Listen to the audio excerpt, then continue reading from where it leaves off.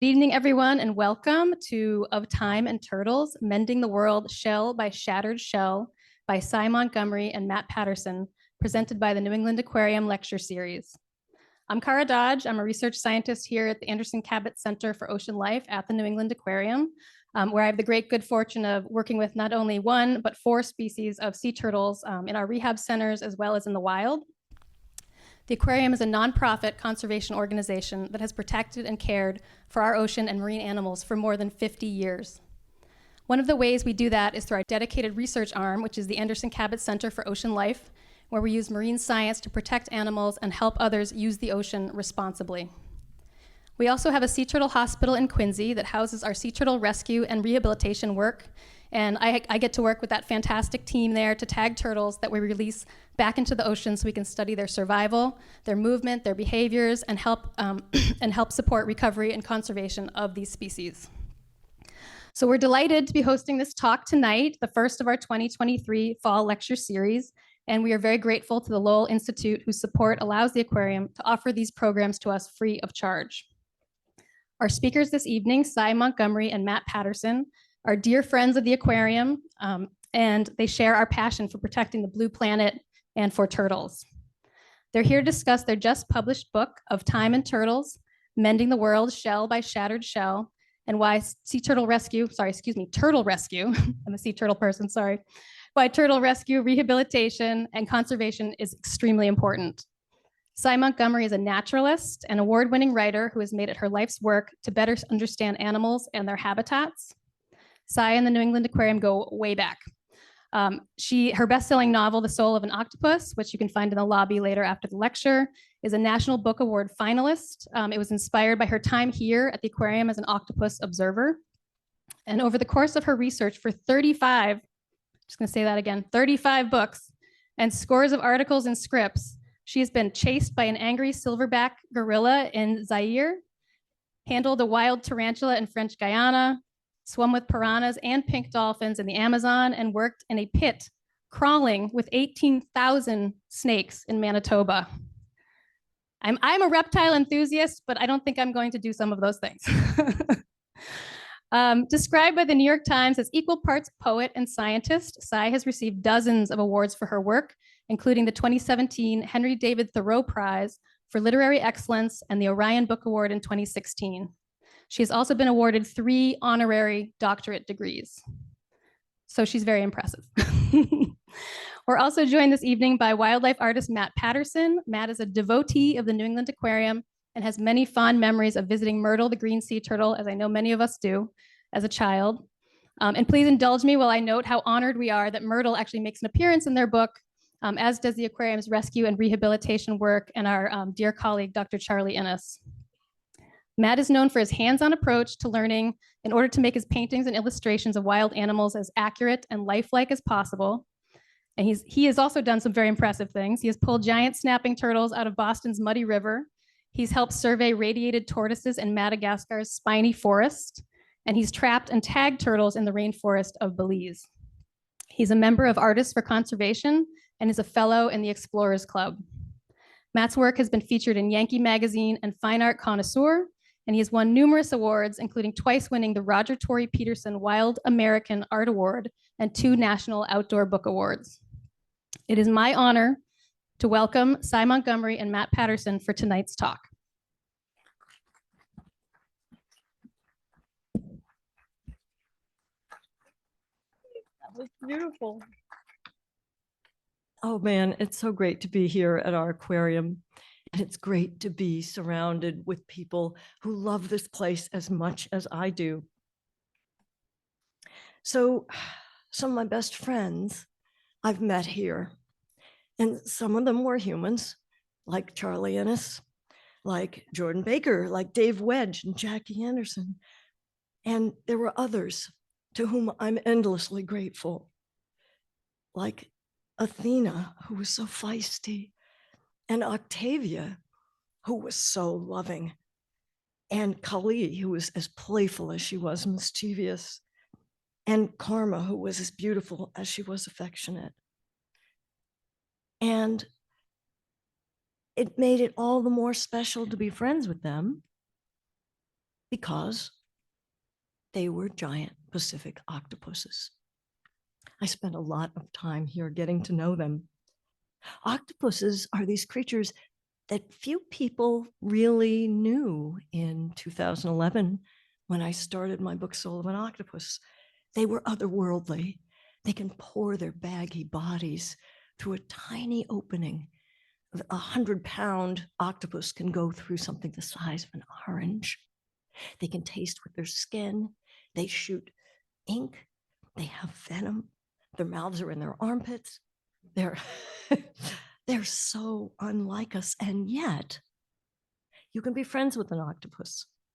And in that book, I got to explore one of the great mysteries in philosophy, consciousness. Well, several books later on great white sharks and hummingbirds and hyenas and hawks, somewhere in there, I turned 60 and then entered this new life phase. I became an elder. And at this point, I began to turn my attention to the other great mystery in philosophy, besides consciousness, which is time. I'm no philosopher, but on all of my journeys, I pick an animal who will shepherd me through. And who better to explore time with than turtles? Turtles arose at the time of the dinosaurs. They survived the asteroid impact. They practically embody patience, diligence, courage, persistence. And so I felt like, how could I lose, even though I was tackling a difficult mystery? Everyone loves turtles, but no one loves them more, I think, than my friend Matt Patterson, who I asked to accompany on this journey and who I'd like to introduce now.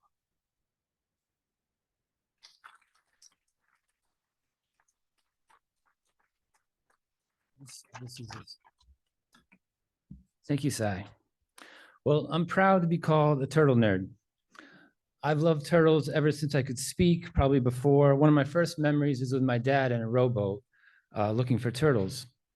And everyone loves turtles. And when I started drawing when I was real little, I drew turtles and, of course, dinosaurs. And here's some of my first drawings. The one on the right, I think I did when I was in first grade. I never imagined it would be so big. Yikes. And here's a photo of me with Myrtle here at the New England Aquarium. Myrtle, the now 90-year-old, 550-pound. If you see her, you can tell. Green sea turtle. And a lot of people have seen Myrtle. With my father, as a kid, we protected turtle nests. We hatched turtle eggs and let the babies go. We explored rivers, lakes, and ponds, streams looking for turtles. I traveled all over America looking for turtles and other animals to make my work as lifelike as possible. And then later I began to travel the world doing the same. And I would volunteer and work with turtle researchers to help their turtle surveys and conservation work. So here I am in Madagascar working with some of the rarest turtles in the world. These are radiated tortoises. And I think probably the most beautiful turtles or tortoises in the world. And they live in the spiny forest, which, like the name, everything has spines. And we were constantly pulling spines out of our legs and our clothes. This past summer, I was in Belize with the Turtles 5 Alliance again and the North American Freshwater Turtle Research Group. It's a long name. And we were doing a turtle survey in the rainforest and living in the rainforest and trapping turtles, tagging turtles. Was really an amazing experience. There was ants everywhere and snakes and crocodiles and turtles. So I'm really happy to be here at the New England Aquarium with our friend Myrtle again, who we visited today. And I'm excited for Sai to share our turtle journey. So now back to Sai. So Matt identifies as a turtle artist. One of our friends asked, "Can you make a living at that?" And he said, "I can." So it's thanks to Matt, and we met 6 years ago, that I began to really appreciate how amazing these creatures are. We tend to take them for granted. We think we know turtles, right? Many of us had them as pets when we were little, or you see them crossing the roads in the spring, or they're piled on logs. Well, we think we know them, but we don't, because they are gobsmackingly amazing, strange, and brilliant creatures. There are turtles who climb trees. This is an Asian big-headed turtle, and his tail is prehensile or grasping, so he can climb up into the trees. There are turtles who are so fast that they can beat a 10-year-old in a 100-yard dash. There are turtles who are so smart and so cool. Some have necks longer than their shells. There are turtles that have big googly eyes. There are turtles who have Botox lips and long noses. There are turtles that look like they have 6 eyes to fool predators. And there's turtles so flat, they're known as pancake tortoises. There are turtles who weigh as much as a car, and others who never get longer than 4 inches. There's turtles who live in the sea. There's turtles who live in the desert. They're everywhere but Antarctica. And wherever they are, they keep astonishing you with their variety and their powers and their talents and their beauty. But what astonished me most on my turtle journey was how turtles kept stealing our hearts. We met individual turtles when we began working on this book who own my heart to this very day. And I'd like to start by sharing with you page 1 of chapter 1 of this book that just came out on Tuesday. Amid all the other homes on this suburban street, white, beige, gray, pale blue, light yellow, one 2-story salt box stands out. It's a blazing neon green. Its flamboyance accentuated by an equally electrifying violet shed out back. The house bears a sign in front that reads, "Turtle lover parking only. Violators better shut the shell up." Parked in the front are 2 turtle ambulances with strobe lights, emblazoned with the logo Turtle Rescue League. They have stickers also urging fellow motorists to stop for turtles in the road.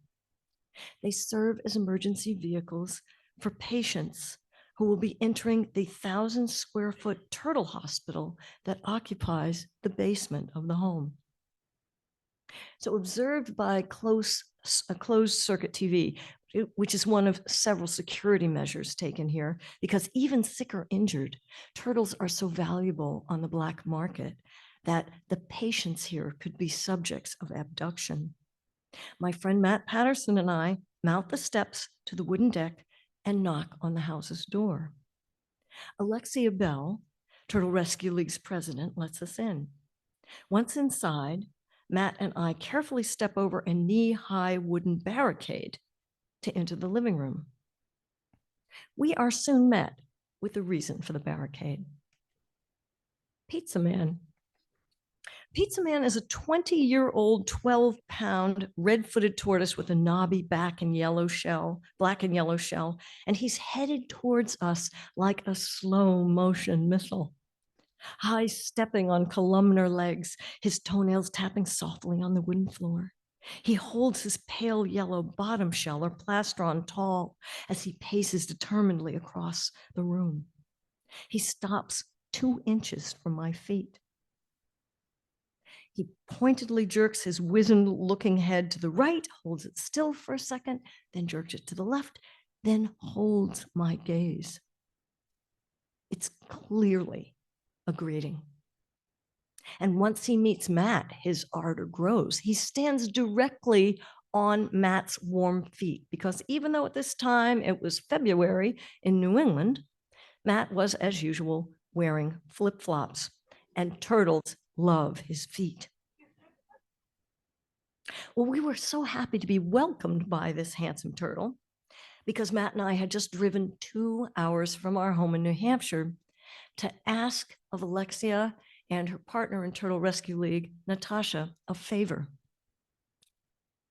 We wanted to join them at the Turtle Rescue League. Last year, we'd attended a turtle summit at the league, and we had come away as stunned as if we had visited Lourdes. Alexia had projected a slide to the assembled crowd, and she showed one of her patients. This particular one was a female snapping turtle. She was a mess. The entire first third of her shell was smashed. 3 of her legs were broken. 1 eye was gone. She'd been lying on the side of an asphalt road for hours, baking in the sun before they had gotten to her. But 2 years later, that turtle was released to the wild, healed and whole. Basically, if the turtle's organs are not smeared all over the road, said Alexia, you might well be able to save her. Their motto is never give up on a turtle. And so that is why Matt and I came back. We wanted to take part in that miracle. We came asking them if once the busy spring season got underway, we might help as volunteers and help them make broken creatures whole. But a funny thing happened between that scene and the next time we showed up that spring. That funny thing was COVID-19. And this was a time when the whole world seemed stalled and broken by disease, by political division, by environmental catastrophe. But it was then that we got the wonderful blessing of being able to work with these 2 astonishing women, Alexia Bell and Natasha Nowick, who were literally mending the world daily, shell by shattered shell. So let me introduce you to one of the first patients that we met while volunteering there. An animal control officer found this big snapping turtle in dire straits. We named him Robin Hood, and here is why. He had been sitting in his pond where he had lived for decades when someone thought it would be a great idea to shoot him with an arrow. An animal control officer saw the arrow sticking out of the turtle and called Turtle Rescue League. Well, they dispatched one of their wonderful volunteers, Mike Henry. So Mike was told the turtle is somewhere in this 8-acre pond. And Mike found him, picked up this huge, heavy snapping turtle, carried him a 1/4 mile down a gravel path, put him in a bin, and then drove 2 hours to Turtle Rescue League. Well, we were waiting for Alexia to get home from her day job, fixing appliances, Matt and Natasha and I. And we were waiting in trepidation because, oh my gosh, a turtle with an arrow through his shoulder. What do you do about that? But we waited with great hope because we had seen miracles happen here. Already, we had met turtles with all kinds of horrendous injuries, with broken plastrons, turtles whose shells were used as chew toys by dogs, other turtles with injuries so gruesome I'm not even going to show you. But so many of them actually survived and were able to go back to the wild. Let me tell you about another snapper who was hit by a car that cracked his shell, broke his jaw, and worst of all, gave him a brain concussion. This guy they named Chutney. And because of his brain concussion, he didn't know which end was up. He kept rolling over onto his back. And this was a disaster because Alexia had set his jaw. And every time he rolled over, she had to reset that jaw. So these 2 brilliant women came up with a genius solution. They named it the Chutney tube. It was an ordinary Tupperware pitcher. And he slid right into it perfectly. It fit his shell just perfectly. But the best part was the pitcher had a handle, which could be a kickstand. And it kept him upright until he had recovered. And Matt and I were present at this turtle's release. Here's another guy who we called Mr. Pajamas. Take a look at what happened to his shell. He too was a doggy chew toy. And you think that a turtle can't survive that, but they can. And 2 years later, this turtle too was released. So Alexia gets home and she puts Robin Hood on the exam table. And she starts wiggling this thing around. Evidently, it's worse than an arrow. What this is a crossbow bolt. And a crossbow was a medieval weapon designed to pierce armor. And it's really in there.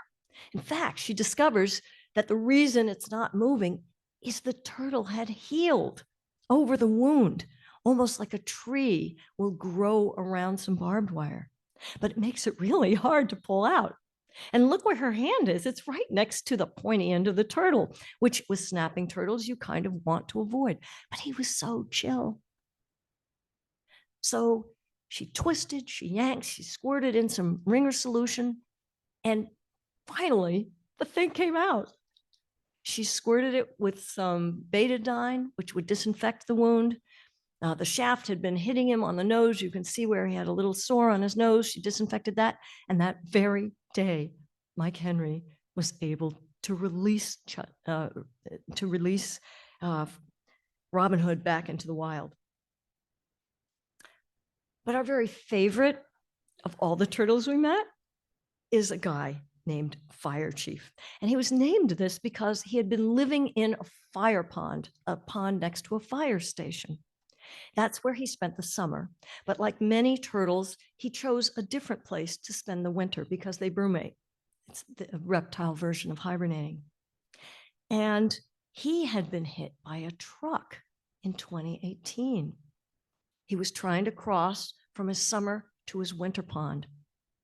Well, the firemen all knew him and liked him, but these brave firefighters trained to run into burning buildings to rescue the victims were too afraid to pick up a big snapping turtle. So they called Alexia and Natasha, and these two skinny ladies come running out with their kayak. And Alexia jumps into the water, comes up with the snapper, take him back to Turtle Rescue League, and they patch his shell up. But by the time we turn up, his shell has healed, but his back legs and tail had been paralyzed. They're just starting to wake up and move. And we got the happy job of helping to supervise his physical therapy. One time I saw Natasha drop a banana into his tank. And at that moment, when I saw his head lurching out like some estuarine crocodile in India, I thought his head was as big as my thigh. I thought he was scary. Now, Matt, who's always handling turtles of all kinds, he said he thought he had a wild appeal. Well, I knew he was magnificent, but to tell you the truth, I was a little afraid of him. But little did I know that this wonderful individual would become one of our dearest and most treasured friends. But little did we know anything back then. In 2020 and 2021, much of 2022, it was such a time of uncertainty about everything.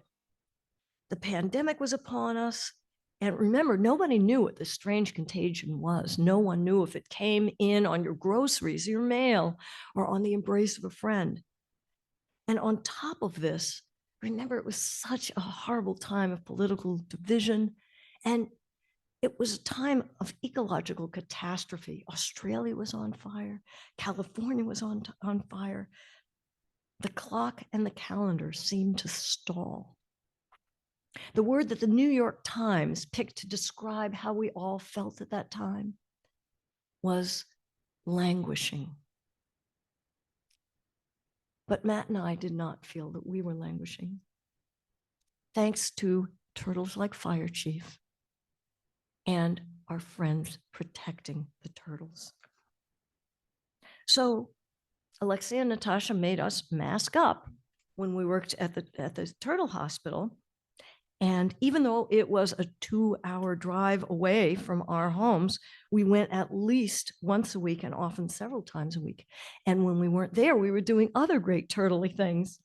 We also volunteered with an informal group of heroes, including a librarian and a retired science teacher, who protected the nests of 5 species of turtles, 3 of which are endangered, not that far from our house. Incredibly, in back of this suburban development, right between 2 baseball fields and a bunch of porta potties and an asphalt parking lot, there was this paradise where these 5 species of turtles nested, and we helped protect those nests. And at TRL, we were sometimes dispatched to move the eggs from nests that were too close to places like parking lots. See how close this is to the asphalt. Those baby turtles, when they wake up, if they crawl out of that nest, they're going to get run over immediately. But you know what? They probably aren't even going to hatch because the asphalt heats up so hot. It'll probably cook those eggs. We also had a blast when the little baby turtles hatched out. And we got to take care of them and release them. A wonderful thing to do. Releasing healed patients was also a joy. Here's one guy that they called Chunky Chip at the hospital, but little did we know, in his home in Marblehead, they had a name for him too. They called him Tortzilla. And he was a repeat offender at TRL. He'd been in the year before for getting a fish hook caught in his jaw. In fact, he'd had 3 in as many years. But the fish hook was removed, the infection was cared for, and here is Matt releasing him. The whole neighborhood came out to welcome this turtle back to the pond where he'd been living for decades and decades. But our very favorite thing to do at TRL was physical therapy with Fire Chief. Oh my gosh, he's just such a handsome guy. I'd love to share with you a description of the first time we took him out of the tank. Matt hefts the turtle over the lip of the tank and into a travel case on the cement floor. Fire Chief's bulk completely fills the bin. To carry him safely up the stairs, we try to snap a lid on top, but his enormous head pops the seal and pokes out, looking like T-Rex in the movie Lost World. With both Natasha and I pushing hard to urge his head back down and hold the lid shut, Matt walks up the stairs from the basement, through the living room, and out to the deck. Here he lifts this huge, scrabbling 42-pound reptile out of his container and hauls him over the 3-foot wooden fence to the turtle garden. Fire Chief is even more magnificent out of the water than in. His head is bigger than Tortzilla's. His neck is muscular, not fat. His 14-inch long tail sports 11 tall, proud, reddish-brown osteoderms, these tooth-like bony ridges that stick up rather like the spikes on Stegosaurus's tail, but not as pointy. His shell is this unusual reddish-brown that Matt knew from his artist palette and I knew from the 1966 Deluxe Crayola pack as burnt sienna. Natasha told us the idea today is to let him explore and to experience full gravity. He'd been in a hospital tank full of water. He seemed so eager to do this. The turtle garden is about the size of a big elementary school classroom. And it had grass and ferns and vinca, and it had a mulberry tree, and it had tunnels lined with sand and a little pool full of frogs. His neck stretched out fully, and his powerful, scaly feet pulled him forward 5, 10, 15, 20 steps. Periodically, we would stop and examine his belly shield or plastron because his back legs were not strong enough to have him stand tall. So the back of the plastron could get scraped. Matt picks him up. We take a look at him. He's fine. Matt puts him down. And then Matt and I spontaneously feel the same urge at once. Something compels us to do what nobody with any sense should attempt, to reach out and touch the front end of a giant, wild, snapping turtle we barely know. Do not do this at home. I am not thinking of him murdering a banana. My mind is just filled with this particular individual at this particular moment in time and how much Matt and I care for and admire him. Fire Chief has enjoyed his time outside with us as much as we have. We both reach out a hand. Matt gently strokes his neck, and I touch the surprisingly soft skin near his armpit. "You're a big banana cream pie," Matt says. And finally, with our fingers, we stroke his mighty head. That afternoon, Matt and I head home, filled with hope and promise. Our hope was, of course, that he could be returned to the wild, which is the hope for all the turtles that come in here. But Alexia warned us it was a long shot. He had a long way to go before his legs and tail were strong enough to release him again. But as I said, the thing we knew from working at Turtle Rescue League, the thing we know from the Quincy Turtle Hospital here that takes care of the sea turtles, the thing we learned from raising the little turtles that were hatching out at the nesting area, what we learned from the Turtle Survival Alliance, where we also visited turtles in South Carolina, rare turtles who are found nowhere else. One thing we learned that we would never forget: never give up on a turtle, because miracles are possible. And I knew this because one happened in our own home. Let me introduce you to Monet, a painted turtle. He was one of 4 who I was raising at our house as part of a head starting program for which I had a permit. We take these newly hatched turtles and you feed them up over the winter so that they're larger when you release them than they otherwise would be, which means that fewer predators can eat them. And they need a head start because turtles are really beset with problems. Oh my gosh, I loved my 4 little turtles. They were all named after painters, of course. There was Monet, Manet, Bonnard, and Seurat. And I got to know them. I tried not to handle them a lot, but they look up into your face with such eagerness when you feed them. And I got to know them well enough that if I put a particular rock in their tank, I knew which one of them would want to be on that rock and crawl on it to bask. Well, one morning in February, I got up, and as I always did, the first thing I did was make the sunrise for the turtles by turning on their light. And I counted them all. Well, I saw Bonnard, I saw Seurat, I saw Manet, but where was Monet? Well, he wasn't under the kale. He wasn't under the filter. He wasn't hidden by a rock. I started to panic, and then I looked under the floating basking area, and one of the suction cups that held it to the side of the tank had come loose, and he was under there, and he had been there for God knows how long. And I pulled him out, and his neck was completely limp, and his eyes were shut, and I couldn't feel anything like a heartbeat, and he wasn't moving at all, and it was obvious he had drowned. This turtle entrusted to me had drowned. But I remembered, because Alexia has done it. I'd seen it done at Turtle Survival Alliance, and I knew that people did it with sea turtles. I knew about turtle CPR. And this guy was the size of a coin. Could you do CPR on a turtle the size of a coin? Well, I worked on him for 45 minutes.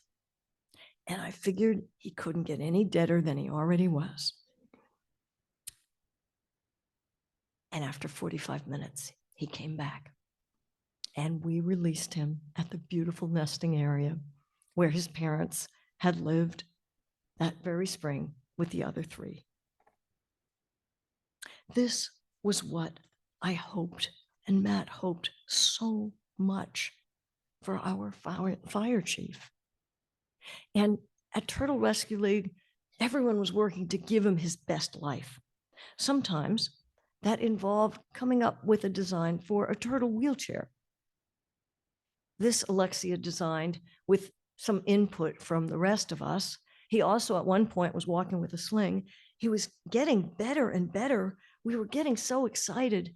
We were hoping that he could be released. And one day we thought, you know what? We want to go back and see the pond where he lived his whole life, which was probably 60 years. I like to say 60 to 65 because that's my age. And I've got such a crush on him. And it's good that we're age appropriate and also that he's single.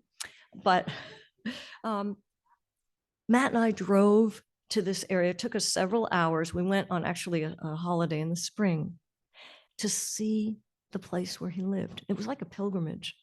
And his pond was actually very small. We were really surprised. It was way less than an acre.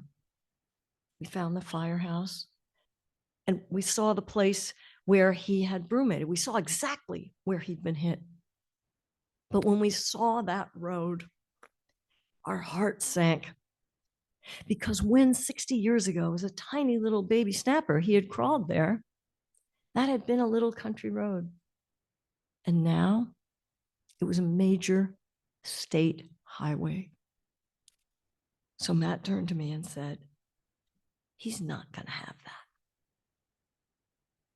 Well, the next thing that happened was that Matt and his wife, Erin, who'd been living 35 minutes away, bought a house on the same street as me. And the first thing they did was dig a pond with the smallest excavator in the world. The bucket was the size of a grapefruit spoon. It took a while, and stocked it with fish and planted it with mosses and sedges and ferns. And this is where Fire Chief lives today. And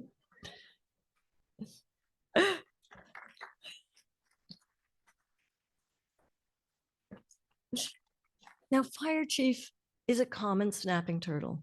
Snapping turtles are still common, although they are less common than they used to be. Turtles are under siege all over the place. But just because he's common, that doesn't diminish his worth. He is an individual who loves his life as we love ours. And we love him. Everyone who's met him loves him. He's doing what my husband calls the turtle ministry. He's helping to change minds about snapping turtles.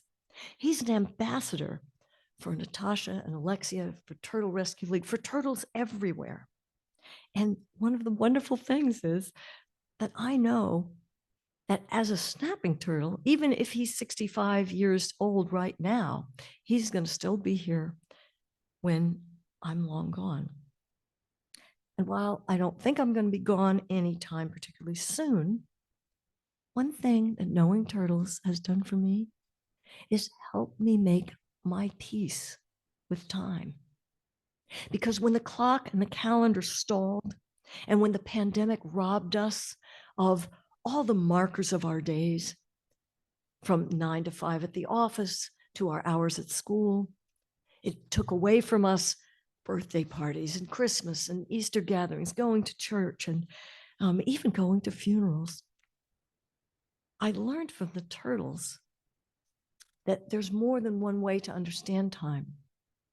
The Greeks had two different words for time. One was chronos, from which we get the word chronology. And that's ordinary time, like the time on your watch. But there was another kind of time, and that was called kairos, or sacred time, eternal time, the time of the seasons, the time that does not run out like sand from an hourglass, but instead accumulates like treasure. You know, so many cultures around the world have this idea of a world turtle. They say that the world is on the back of a turtle. There's a Chinese legend too about a turtle goddess who is holding the heavens up with her feet. And you know, these stories are true. They're true because turtles are holding up the world. They are foundations for many ecosystems. They help keep our waters clean. We'd be up to our lips in jellyfish if it weren't for our sea turtles. They provide habitat and food for other creatures. Some species are essential for regenerating certain plants. They survived the asteroid impacts 66 million years ago. They survived the ice ages. But the question is, will they survive us? Turtles are also among the most endangered creatures on Earth. They are, in fact, the most endangered terrestrial vertebrates on our planet. They are threatened by all the usual suspects that are killing animals everywhere: pollution, human overpopulation, habitat destruction. Roads are particularly deadly. In addition, there is a horrible, malicious trade, illegal trade in turtles for pets, for shells, and for traditional Chinese medicine. And of the more than 350 species of turtles on our planet, over half, 61% of these turtles are in danger of extinction or already extinct in the wild.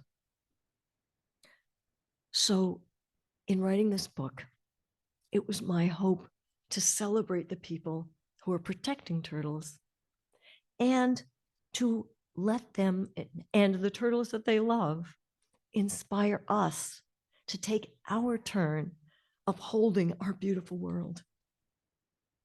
Because when you see a turtle, you're witnessing a miracle. They renew us each day with fresh wonder, and they remind us to never give up. Thank you.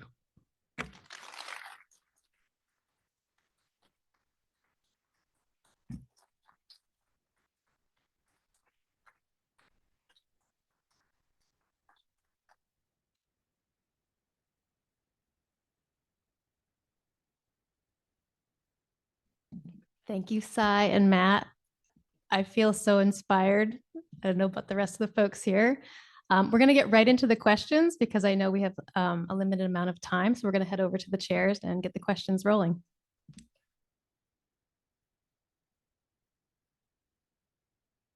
Let's see some hands. We're going over there. Am I taking this? Take a load off. Okay, so I see a question all the way back there. Go ahead.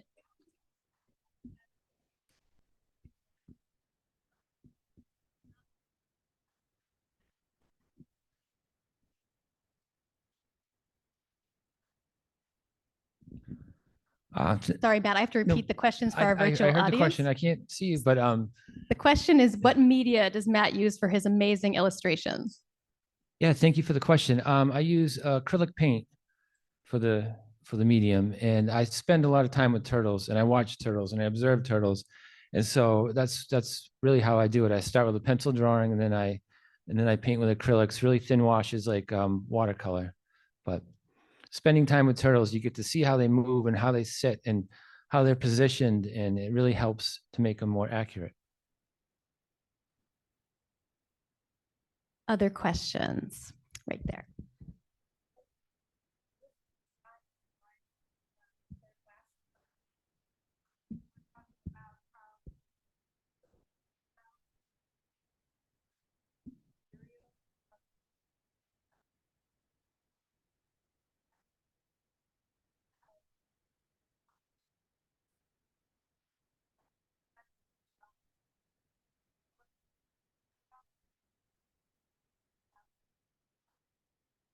So the question is about nuclear material found in turtle shells and whether Cy and Matt have heard about this.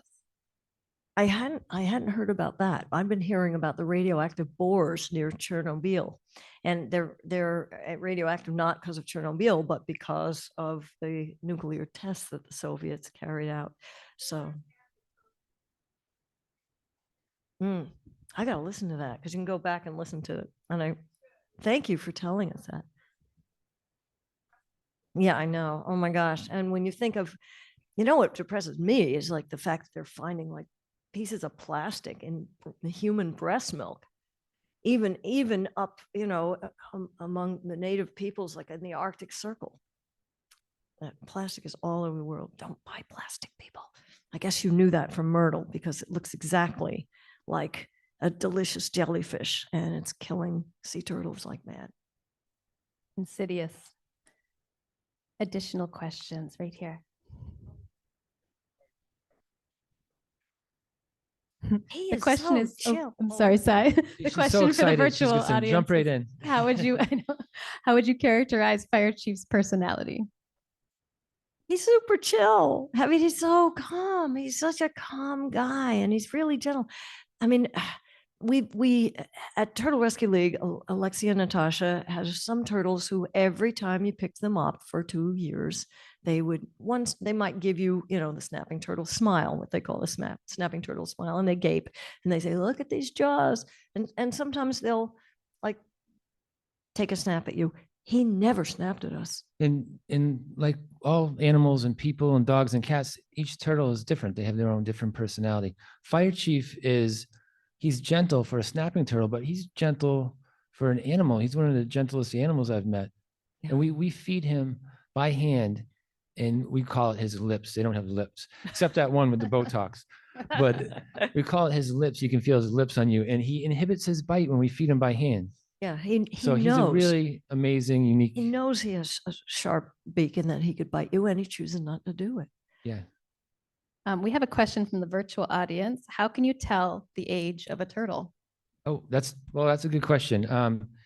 It's really hard to tell the age of a turtle. Some turtles on the carapace, those sections are called scutes. And some turtles, they grow like a new one every growing season. So they kind of build up like rings on a tree. But that's only good for about 15, 17 years. And then they start to get worn. So they're not too accurate as they get older. But a really old turtle looks like something that's old. The shell is really polished with time. It's really smooth. You can really see the history of them. Aren't you jealous of that, ladies? I mean, I'm not getting smoother with age.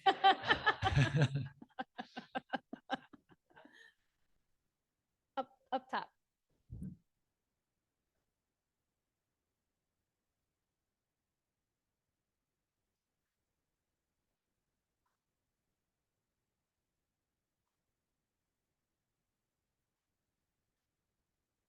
So the question is, what is the rehab process like with the shells? How much shell grows back? It's amazing how much shell can grow back. They can be missing a piece of the shell and they can regenerate. It'll take a long time, like a lot of things turtles do, but they can grow it back. I've seen turtles in the wild on turtle surveys that had pieces of the carapace missing. And at one point it was an open wound looking into the body cavity, and they've healed on their own. The part that overhangs, sometimes that part doesn't grow back. And Matt adopted one from Turtle Rescue League named Paloma. And she looks like a cartoon. She was bitten by another turtle when she was really little. And there's like this cartoon bite out of the back of her shell. And she grew. And as her shell grew, so did the bite. But it doesn't bother her one bit. And that we are lucky enough to have Natasha and Alexia with us today, along with Michaela Conder, who is their one official paid employee. And I wonder if we could ask them to stand.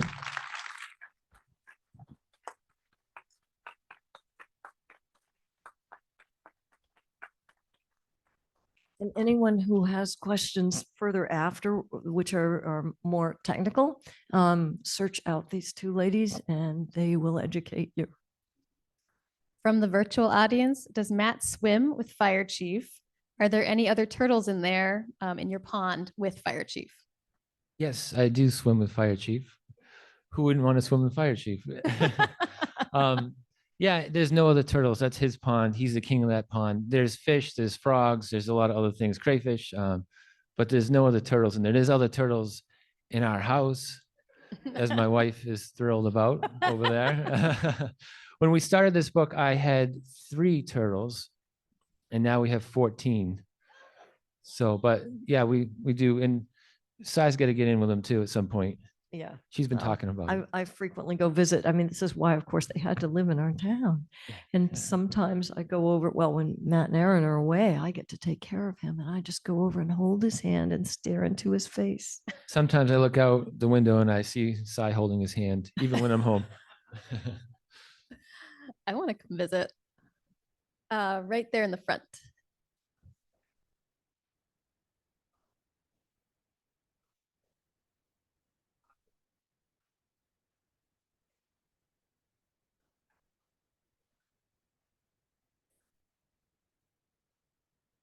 Wow, what a great question. He was saying, having studied octopuses and turtles, how would you compare and contrast their personalities and their souls and their energy?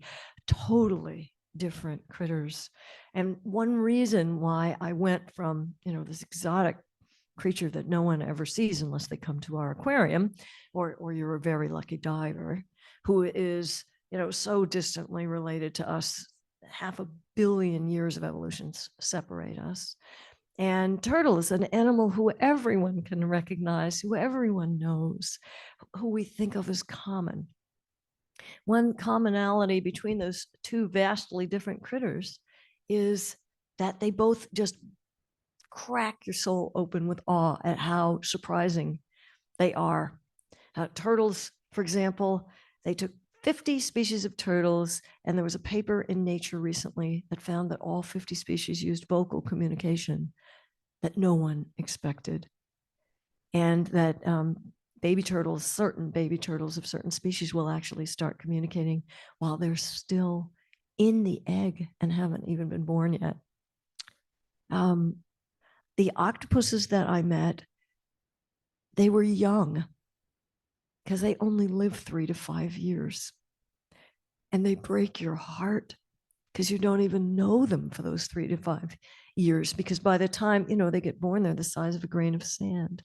So by the time they come to the aquarium or are big enough for you to see them, even in the sea, they're a year or 2 or 3 years old. And as far as personality is concerned, I have met very bold turtles and very shy turtles. I've met bold octopuses and a few shy octopuses. It's really the speed at which they live their lives that is the biggest contrast, I think, between them. Even bigger than, one being a backboned, air-breathing reptile and the other being a marine invertebrate.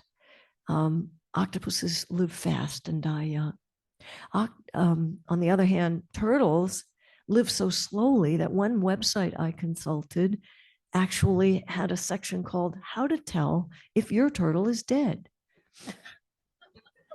And it's not easy to tell sometimes. They perceive things more slowly, turtles do. And they probably don't even see the cars that are going past them on the highway, whereas octopus eyes are more like ours. So they're really different creatures. But I am delighted that, unlike the octopus friends that I've known here at New England Aquarium, I won't have to say goodbye to Fire Chief in my lifetime, nor to many of the other turtles at TRL who are permanent residents, nor to Matt and Aaron's other 13 turtles who should be with us for a long, long time. From the virtual audience, Patrick, who is 5 years old, would like to know how you safely pick up a turtle. Oh, that's a good question. Really good question, Patrick. Choking, sorry. You never pick a snapping turtle up by the tail. Yeah. Because that can injure their, sorry. So it does, Choking on snapping stage. turtles you deal with a little differently from other turtles. Most other turtles, people aren't afraid to pick them up.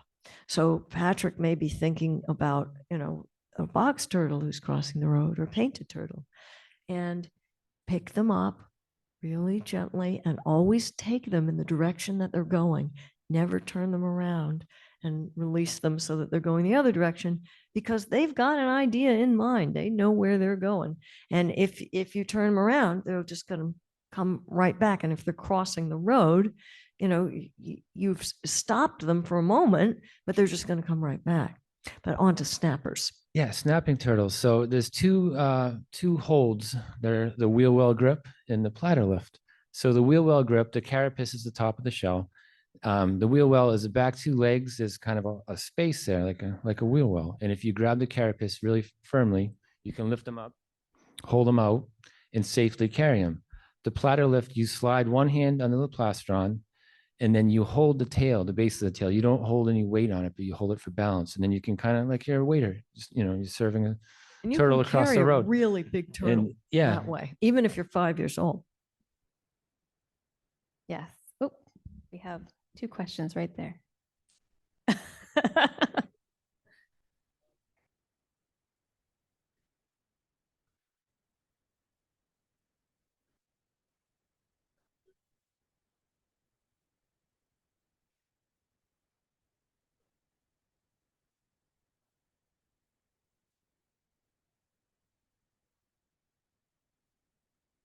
Good question. Take the I have octopus. not seen a blanket octopus in the wild. I'm a not very good and fairly new diver.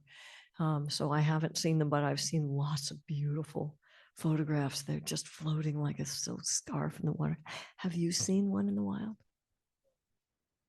Oh, yeah, me too. We're in the same bucket. And the other question was talking about sea turtle rescue versus freshwater or land turtle rescue. Well, one thing is sea turtles get a lot more attention than the common turtles that most of us see. there's about over 360 species of turtles on the planet, and 7 of them are sea turtles. And over 60% of turtles are in danger of extinction. So there's a lot more freshwater land turtles that are also threatened, but sea turtles do get a lot of attention, as they should. Certainly should. But our roads are killing, and they're not killing sea turtles, but they really are doing a number on the turtles that we just see in our daily lives. And we saw some horrifying studies. One was in New York, one was out of Canada, that said that even on a not particularly busy road, any turtle crossing a road faces a 10 to 20% chance of dying that year. And a study out of Ontario of snappers said that they knew that entire population of snappers was going to get wiped out in a couple of years if things didn't change. Yeah, and turtles, like we said, they live in the sea. Some live in deserts, some live in rainforests, some live in lakes, ponds, streams. Here in the Northeast, there's turtles that are active under the ice, but they all face different problems for their habitats. One common problem is people. In climate change, especially, is bad for turtles because a lot of turtles' sex is determined on temperature. So 1 to 2 degrees can make a difference between having all females or all males. We have time for probably just 1 or 2 more questions here. So you've been patient up there.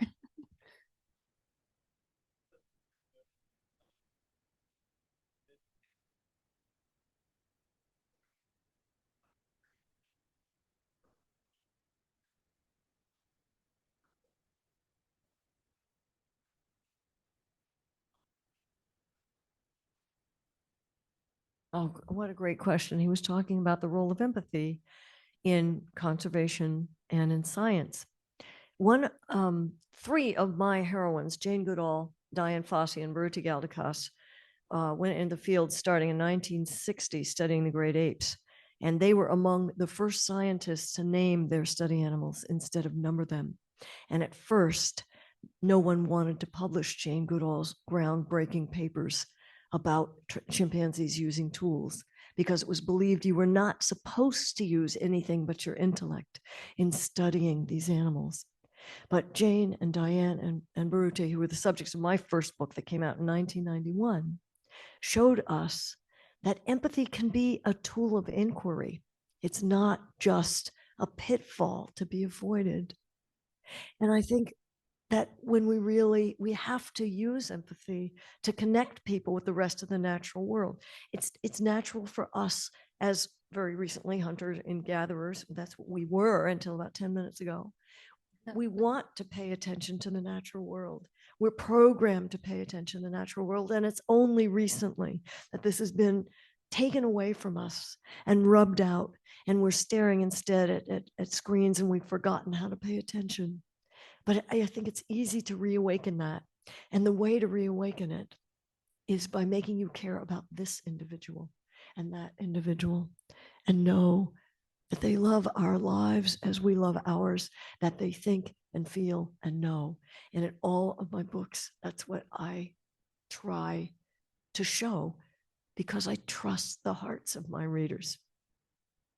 I just echo what Sai said, that these are species, but each one is an individual and has its own personality. And some are bold, some are shy, some are curious. So it is a really important tool. I'm going to end with a question from the virtual audience. How can we help the turtles? Any resources that you can send us to? Yes. There's a lot of ways that anyone can help turtles. You don't have to be a turtle researcher or a herpetologist or a turtle rehabber. If you see a turtle crossing the road, move it in the direction it's going. Don't turn around, because they'll just go back into the road. If you find an injured turtle, call a rehabber. TRL here in Massachusetts, each state also has their own rehabbers. Usually Fish and Game, Fish and Wildlife have a list on their website. And even if you find a dead turtle, if it's in the spring and it's a female, it could have eggs in it, and they could save those eggs and incubate them and hatch them. And there are a lot of organizations like TRL, Turtle Survival Alliance is one that we worked with, and they work with species that are extinct in the wild, some species that are extinct in the wild. And they have assurance colonies where they're breeding them to hopefully get them back into the wild someday. So support groups like that. And also, I would say, leave those plastic bags somewhere else. Don't bring home the horrible plastic bag for your stick of gum that you're going to have for 15 minutes and then it'll persist in the environment. Avoid plastic and conserve wetlands. Habitat loss is major, major problem. And please support organizations like Turtle Rescue League. In the back of the book, we give you addresses, we give you links. Many organizations actually need volunteers. Our Quincy facility here is so worthy of support as well. And if any of you are not doing anything fun on the 30th of September, TRL is having a big gala to raise money to help their turtles. Come join us there. There's lots you can do to protect turtles. And thank you for that really important question. That's exactly the right note on which to end our program. I agree. How about we give one more round of applause to Sai and Matt? So thank you so much to our speakers. We're so grateful that you joined us tonight and you shared your turtle adventures and amazing illustrations with us. Tonight's event was made possible with generous support from the Lowell Institute, which allows the aquarium to offer these lectures free of charge. And if you enjoyed this program and want to help support our turtle research and rescue and rehabilitation work, please consider giving to the aquarium at neaq.org. I'd like to invite our in-person audience to join us in the lobby where Sai and Matt will be signing copies of their new book, which will also be available for purchase. We'd greatly appreciate it if everyone in the audience here would remain seated for just a moment while Sai and Matt get settled in the lobby. And to those of you who joined us virtually this evening, thank you so much. We're so glad that you joined us. And we look forward to continuing our lecture series on October 19th, when we'll welcome the 2023 MIT Carlson Lecture with Dr. Fiamma Straneo. We hope you will join us for that one. And again, thank you all so much for joining us tonight, and join us in the lobby for the book signing. Thank you.